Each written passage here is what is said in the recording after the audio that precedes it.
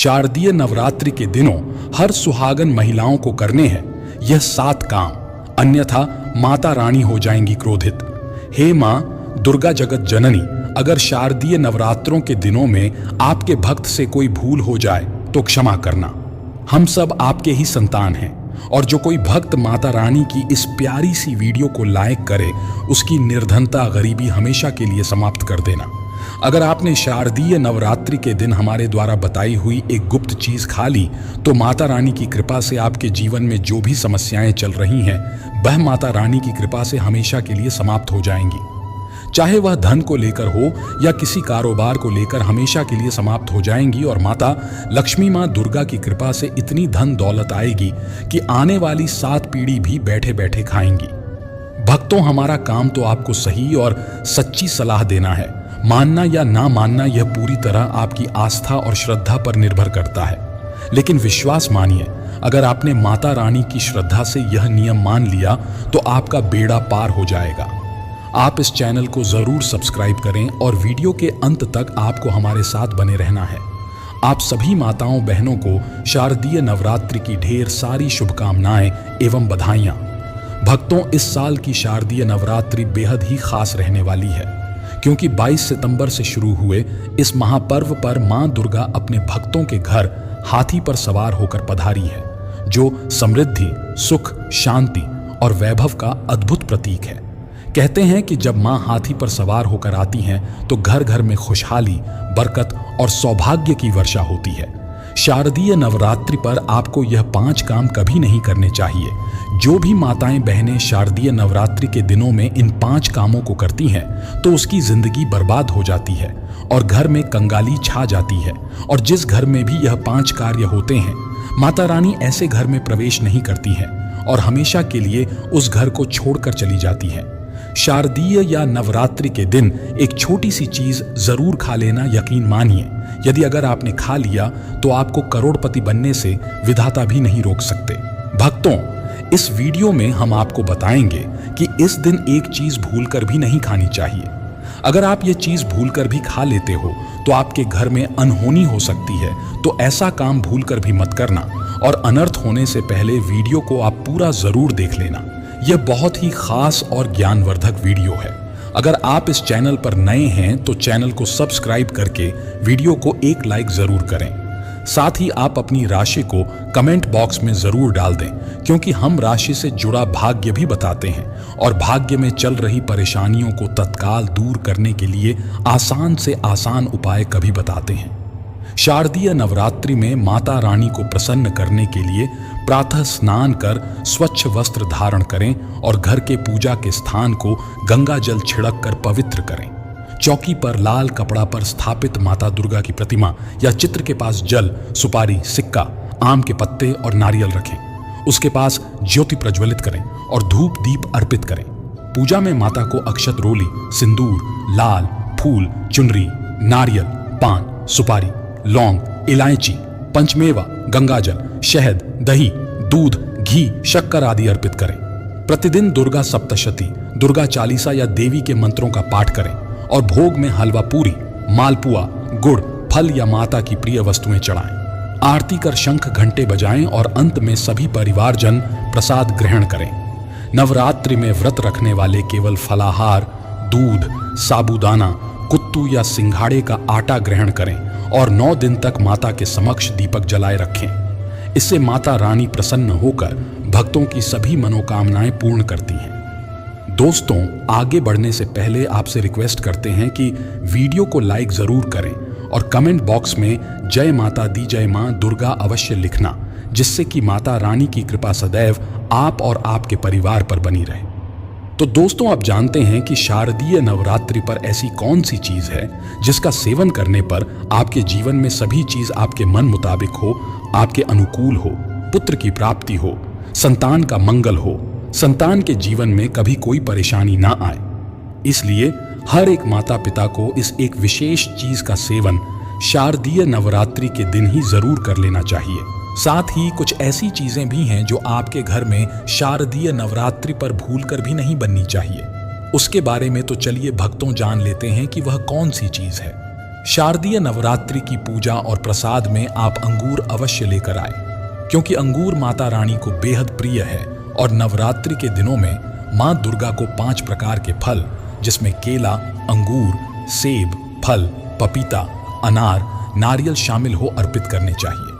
आप अपने मन के अनुसार फल लाइए, लेकिन अनार, केला, पपीता अवश्य होना चाहिए।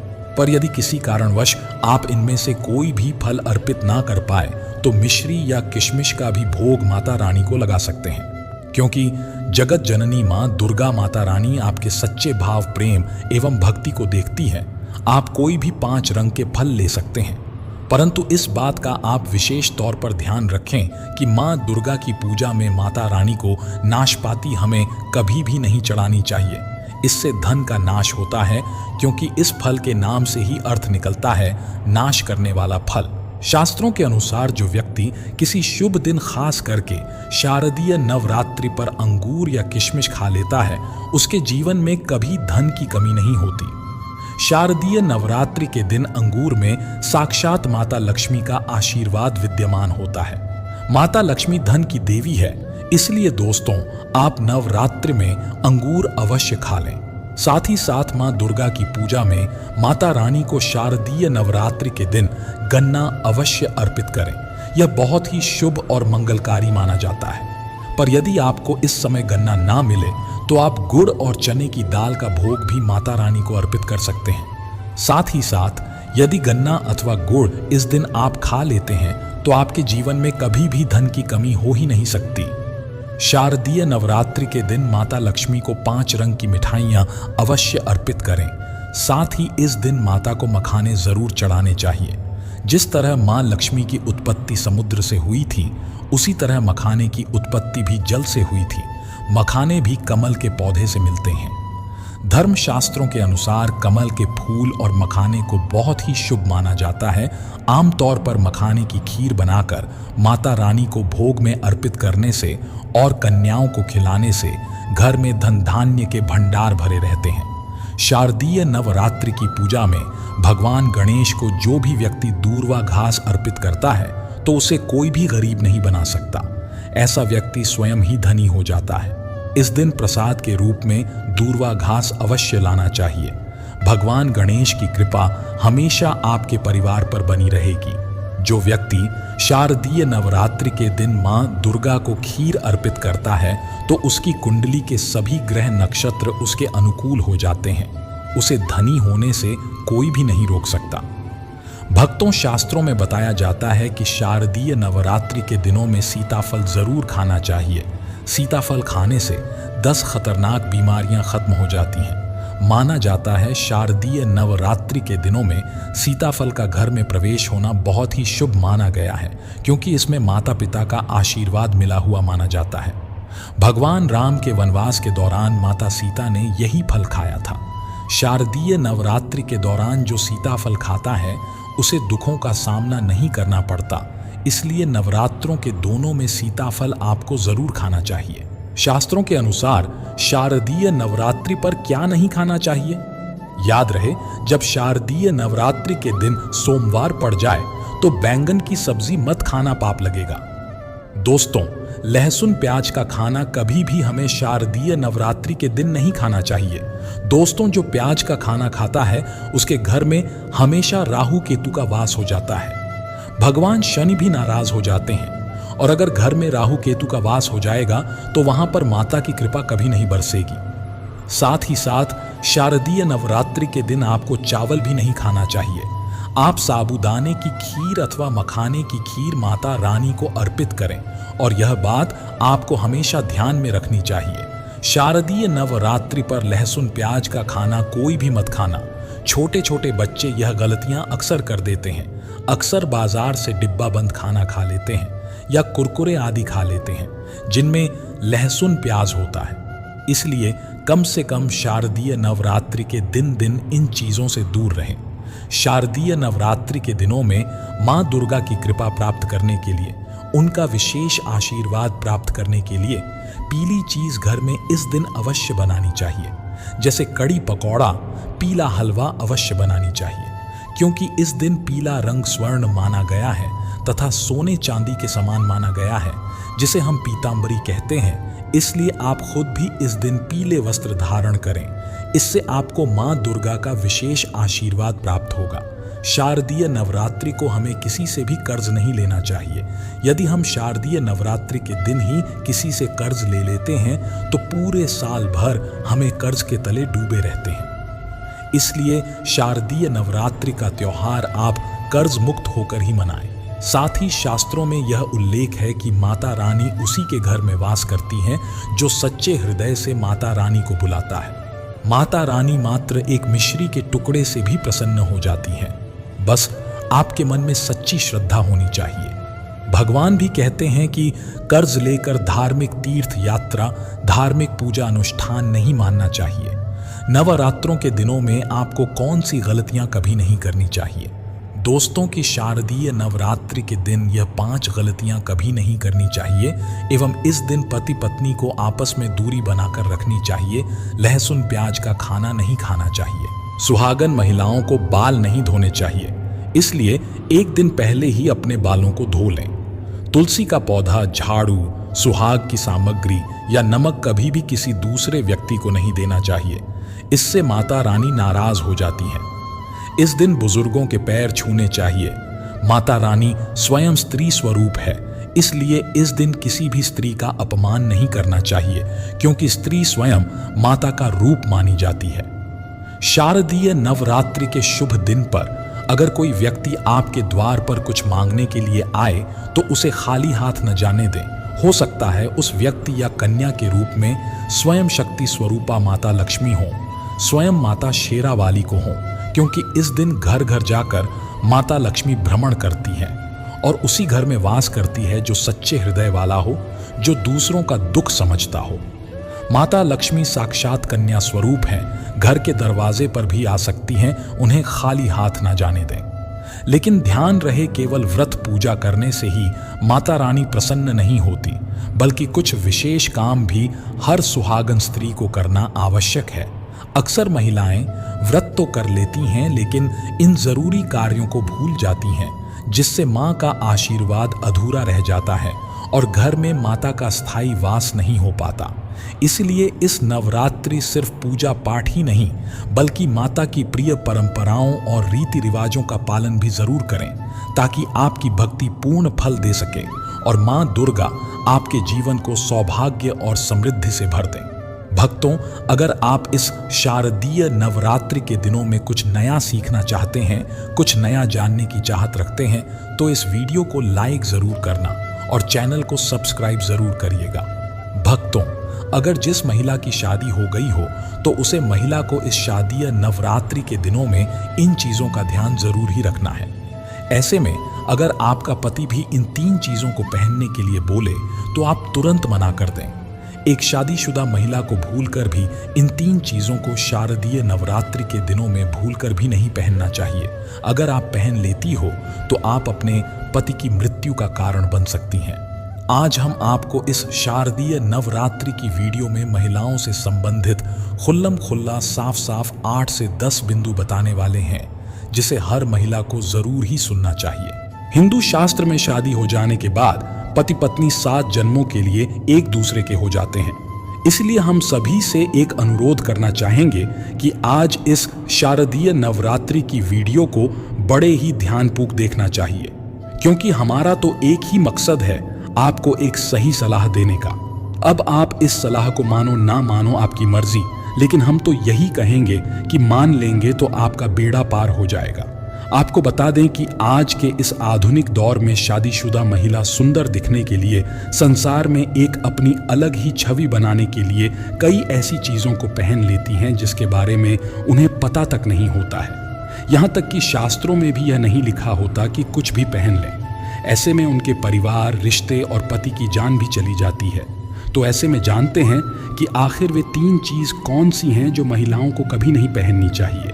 माता रानी स्वयं कहती हैं कि जो भी व्यक्ति अच्छे तरीके से शारदीय या नवरात्रि के दिनों में मानव दुर्गा की पूजा पाठ करता है, उसे मैं स्वीकार करती हूँ। उसकी हर मनोकामना को मैं पूरा करती हूँ। शास्त्रों में बताया गया है कि हिंदू धर्म में प्रत्येक स्त्री विवाह के बाद हर स्त्री के लिए 16 श्रृंगार बहुत मायने रखता है। मांग में सिंदूर, माथे पर बिंदियां, हाथों में चूड़ियां, पांव में पायल और बिछिया, यह धारण कर जब एक लड़की अपने घर को छोड़ किसी दूसरे घर में प्रवेश करती है तो उसके जीवन के मायने ही बदल जाते हैं। श्रृंगार एक स्त्री की सुंदरता में 4 चांद लगाता ही है, साथ ही स्त्री के जीवन में परिवर्तन और समाज में उसकी पहचान को एक नए रूप में प्रस्तुत करता है। केवल धार्मिक दृष्टि से ही नहीं बल्कि वैज्ञानिक दृष्टि से भी 16 श्रृंगार का महत्व माना जाता है। श्रृंगार में उपयोग होने वाला सामान किसी भी सुहागन स्त्री के वैवाहिक जीवन का प्रतिनिधित्व करता है। हिंदू धर्म मानने वाली प्रत्येक सुहागन स्त्री अपने पति की लंबी आयु और सुखी जीवन की कामना के साथ 16 श्रृंगार धारण करती है और माता नवदुर्गा का व्रत करती है। परंतु कई ऐसी चीजें होती हैं जो कि महिलाओं को कभी नहीं पहननी चाहिए। अब यहाँ पर कुछ दोस्त ऐसे भी होंगे जो हमारी बातों को हल्के में लेंगे क्योंकि उन्हें वास्तुशास्त्र का ज्ञान नहीं है। चलिए अब आगे उन चीजों के बारे में भी जान लेते हैं जिसके बारे में हम पहले बात कर रहे थे। नंबर 1, शास्त्रों में स्पष्ट बताया गया है कि किसी भी शादीशुदा महिला को नवरात्रि व्रत के दौरान एकदम सफाचट सफेद रंग का वस्त्र कभी नहीं पहनना चाहिए। ऐसा करने से आपके मान सम्मान को ठेस पहुंच सकती है। आपको बता दें कि आजकल के फैशन के युग में महिला सुंदर दिखने के लिए काफी ऐसी हदें पार कर देती हैं जिसके बारे में सोचना भी पाप के बराबर है। वास्तुशास्त्र के अनुसार सफेद रंग की साड़ी या सूट कभी नहीं पहनने का कारण यह है कि सफेद रंग की साड़ी को पहनने से पतिव्रता धर्म बिल्कुल खत्म हो जाता है और उनके रिश्ते में नकारात्मक ऊर्जा का आगमन हो जाता है, क्योंकि यह लिबास विधवा होने का है। ऐसे में आप अपने पति की मृत्यु का कारण बन सकती हैं। भक्तों, ऐसा भी कहा जाता है कि जो सफेद कलर का वस्त्र होता है वह विधवा ही पहनती है, इसलिए सफेद रंग को विधवा का प्रतीक भी माना जाता है। इसलिए सुहागन महिला को जितना हो सके सफेद रंग से दूर रहना चाहिए। तो ऐसा पहने जिसमें कुछ और रंग भी जरूर हों, लेकिन एकदम सफेद रंग का कपड़ा कभी ना पहने। नंबर 2, इस आधुनिक दौड़ में महिलाएं सुंदर दिखने के लिए पैरों में सोने के पायल और बिछिया पहन लेती हैं, जो कि शादीशुदा महिलाओं के लिए पूरी तरह से अशुभ माना जाता है। पैरों में सोने से बनी हुई चीजों को पहनने से कुबेर महाराज का अपमान होता है और जिसके कारण आपके परिवार से रिश्ते टूट सकते हैं और कई सारी परेशानियों का आगमन भी हो सकता है। इसलिए सोने को पैरों में कभी ना पहने। पैरों में सोना पहनने से पाप लगता है, इसलिए हो जाए सावधान। नंबर 3 और मंगलसूत्र का महत्व। धर्म के अनुसार मंगलसूत्र के बिना शादी अधूरी मानी जाती है। आपको बता दें, यह तो सभी लोग जानते हैं कि हिंदू महिलाओं के लिए सिंदूर सुहाग की निशानी होती है। इसे वह अपने पति की खुशी से जोड़ती हैं। ऐसे में अगर जो महिला विवाहित होकर भी सिंदूर ना लगाएं तो दुनिया का सबसे बड़ा पाप माना गया है और आपके इस पवित्र रिश्ते को और व्यक्ति मनुष्य का नाम दे सकते हैं। इसलिए मांग में सिंदूर होना आवश्यक है। वहीं मंगलसूत्र का भी बड़ा महत्व है। मंगलसूत्र में सोना या पीतल भले ही ना लगा हो, लेकिन पीले धागे में काले मोती जरूर होने चाहिए। ऐसा माना जाता है कि मंगलसूत्र का पीले हिस्से को माता पार्वती और काले हिस्से को भगवान शिव माना गया है। शास्त्रों के अनुसार शादी होने के बावजूद भी जो महिलाएं मंगलसूत्र ना पहनती हैं तो सबसे बड़ा पाप है। ऐसे में आपके रिश्ते पर कलंक लग सकता है। इसीलिए एक शादीशुदा महिला को मंगलसूत्र अवश्य पहनना चाहिए। अगर आपके पास मंगलसूत्र नहीं है तो कम से कम गले में काला धागा तो पहन सकते हैं। दोस्तों, क्या आप जानते हैं कि अगर सिंदूर में एक ऐसी चीज रख दी जाए जो आपके लिए और आपके परिवार के लिए बेहद शुभ हो?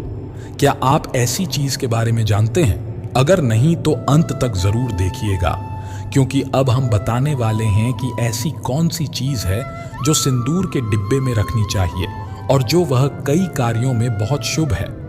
धार्मिक मान्यता के अनुसार सिंदूर लगाने के कई नियम होते हैं जिनका पालन करना अनिवार्य होता है। सिंदूर लगाने के संदर्भ में जो भी नियम बनाए गए हैं, सभी सुहागन महिलाओं को इन नियमों का विधिपूर्वक पालन करना चाहिए, नहीं तो उनके जीवन में परेशानियां उत्पन्न होने लगती हैं। जो महिलाएं सिंदूर के नियमों का पालन नहीं करती, ऐसी महिलाओं के पति को धन तथा स्वास्थ्य संबंधी समस्याओं का सामना करना पड़ता है। तो आइए जानते हैं सिंदूर लगाने के वह कौन से नियम हैं जिनका पालन हर महिलाओं को करना चाहिए। नंबर 1, सिंदूर का गिरना बहुत ही अपशगुन माना जाता है, इसीलिए हमें हमेशा बच्चों से दूर रखना चाहिए। अगर आप किसी ऐसी जगह पर रखेंगे तो बच्चे इसे हाथ लगाएंगे और यह गिर सकता है। नंबर 2, मांग के लिए आप हमेशा ही सूखे सिंदूर का ही इस्तेमाल करें। आजकल मार्केट में ट्रेंड के लिए कई तरह के लिक्विड सिंदूर भी उपलब्ध हैं, लेकिन वह लगते अच्छे नहीं होते। कई महिलाओं को लगता है कि सिंदूर लगाते समय उनके माथे पर गिर जाता है तो माथे से सिंदूर का गिरना बहुत शुभ होता है, मतलब है कि आपका पति आपसे बहुत प्यार करता है। नंबर 3, जब आप सिंदूर को किसी के सामने लगते हैं तो आपके पति को नजर लग सकती है। शादीशुदा महिलाओं को सदैव सिंदूर अपने पैसे से खरीद कर ही लगाना चाहिए। किसी अन्य के पैसे से खरीदा गया सिंदूर लगाने से बचें।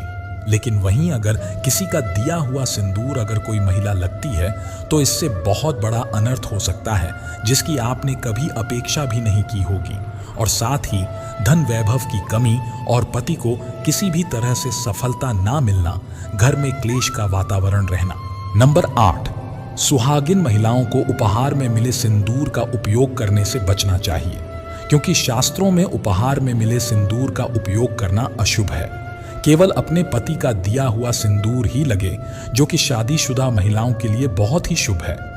पीरियड के दौरान महिलाओं को कई काम करने की मनाही होती है, जैसे रसोई में जाना, आचार छूना, पूजा पाठ करना या मंदिर जाना आदि। दोस्तों, हिंदू धर्म में ऐसी मान्यता है कि पीरियड्स के दौरान महिला द्वारा तुलसी में जल डालने से तुलसी का पौधा सूख जाता है, क्योंकि इस समय महिलाओं के शरीर में ऊर्जा का संचार अधिक होता है और इस ऊर्जा को भगवान सहन नहीं कर पाते। इसलिए पीरियड के दौरान पूजा पाठ करना या मंदिर जाना वर्जित है। दोस्तों, व्रत के बीच में ही अगर किसी महिला के पीरियड्स आ जाए तो ऐसे में महिला को अपना व्रत पूरा करना चाहिए। पीरियड्स के दौरान भी व्रत के सभी नियमों का पालन करना चाहिए। तो आइए जानते हैं अष्टमी और नवमी के दिन कन्या पूजन कब करना चाहिए और कैसे करना चाहिए। शारदीय नवरात्रि की नवमी तिथि रहेगी 1 अक्टूबर बुधवार को, जिस दिन मां सिद्धिदात्री की पूजा होगी, और मां सिद्धिदात्री की पूजा के साथ ही 9 दिन की पूजा का समापन हो जाएगा। लेकिन इस बार 9 नहीं बल्कि पूरे 10 दिन तक 9 दुर्गाओं की पूजा होगी। एक तिथि बढ़ने के कारण इस बार नवरात्रि की पूजा 9 नहीं बल्कि 10 दिनों की होगी, और यहीं पर से कंफ्यूजन शुरू हो जाता है। तो आपको बताते हैं, इस बार अष्टमी तिथि रहेगी 30 सितंबर मंगलवार को, जिस दिन मां महागौरी की पूजा होगी। नवमी तिथि रहेगी 1 अक्टूबर बुधवार को, जिस दिन मां सिद्धिदात्री की पूजा होगी। दशमी तिथि रहेगी 2 अक्टूबर गुरुवार को, जिस दिन विजयदशमी का पर्व मनाया जाएगा, और इसी दिन कलश विसर्जन और दुर्गा विसर्जन भी होगा। अष्टमी तिथि 29 सितंबर सोमवार को शाम 4:32 से शुरू होगी और 30 सितंबर मंगलवार को शाम 6:06 पर समाप्त होगी। सूर्योदय व्यापनी अष्टमी तिथि में ही मां महागौरी की पूजा होती है। तो 30 सितंबर मंगलवार को आप मां की पूजा करें और इसके बाद शुभ मुहूर्त में कन्याओं का पूजन कर सकते हैं। कन्या पूजन आप 30 सितंबर को सुबह शाम 6:22 से लेकर शाम 11:55 के बीच में कर सकते हैं, और इस दिन राहु काल रहेगा दोपहर 3 बजे से शाम 4:30 तक। राहु काल को अशुभ समय माना जाता है। कन्या पूजन के समय अशुभ मुहूर्त का ध्यान रखा जाता है। राहु काल के समय कन्या पूजन ना करें। और 30 सितंबर मंगलवार को नवमी तिथि शाम 6:07 से शुरू होगी, जिसका समापन होगा 1 अक्टूबर बुधवार को शाम 7:01 पर। तो सूर्योदय व्यापनी तिथि हमें 1 अक्टूबर बुधवार को प्राप्त हो रही है, इसलिए मां सिद्धिदात्री की पूजा केवल 1 अक्टूबर बुधवार को ही होगी, और सुबह शाम 6:22 से लेकर आप शाम 11:55 के बीच में या 11:50 तक भी आप कन्या पूजन कर सकते हैं। ध्यान रखिएगा, नवमी तिथि के दिन दोपहर 12 बजे से 1:30 तक राहु काल रहेगा। कोशिश करें कि राहु काल लगने से पहले पहले आप कन्या पूजन और हवन इत्यादि कर लें। दशमी तिथि 1 अक्टूबर बुधवार को शाम 7:02 से लगेगी, जिसका समापन होगा 2 अक्टूबर गुरुवार को शाम 7:10 पर होगा। जिन भक्तों के यहाँ अष्टमी के दिन कन्या पूजन और हवन होता हो वह अष्टमी को कन्या पूजन और हवन करके व्रत खोल सकते हैं, और जो लोग नवमी के दिन कन्या पूजन करते हैं वह जैसा कि आपको तिथि बताई है उसमें कन्या पूजन करके प्रसाद ग्रहण करके व्रत खोल सकते हैं। आइए अब जानते हैं कन्या पूजन कैसे करें। कन्या पूजन नवरात्रि के अंतिम दिनों में मनाया जाने वाला एक अत्यंत पवित्र और शुभ अनुष्ठान है। माना जाता है कि प्रत्येक कन्या में देवी दुर्गा का रूप विद्यमान होता है, इसलिए उनका पूजन करना अत्यंत मंगलकारी होता है। अब जानते हैं कन्या पूजन कैसे करें। सबसे पहले 2 से 10 वर्ष की कन्याओं को घर बुलाएं, उनके पांव धोएं और साफ आसन पर बैठाएं। उन्हें देवी का रूप मानकर तिलक लगाएं, फूल चढ़ाएं और आरती करें। उन्हें खास भोजन कराएं जिसमें हलवा, पूड़ी और चने शामिल हों। पूजन के बाद उन्हें उपहार और दक्षिणा देना जरूरी होता है। साथ ही एक छोटे लड़के को भी बुलाकर उसे बटुक भैरव का रूप मानकर साथ में भोजन कराना शुभ माना जाता है। पूजा के अंत में कन्याओं से विनम्रता और श्रद्धा के साथ आशीर्वाद लें। माता दुर्गा के मंत्रों का जाप करते हुए उनका स्मरण करें। सभी कन्याओं को दक्षिणा देकर और सम्मानित करके विदा करें। अगर वीडियो अच्छी लगी हो तो भक्तों कमेंट बॉक्स में जय माता दी जरूर लिखें।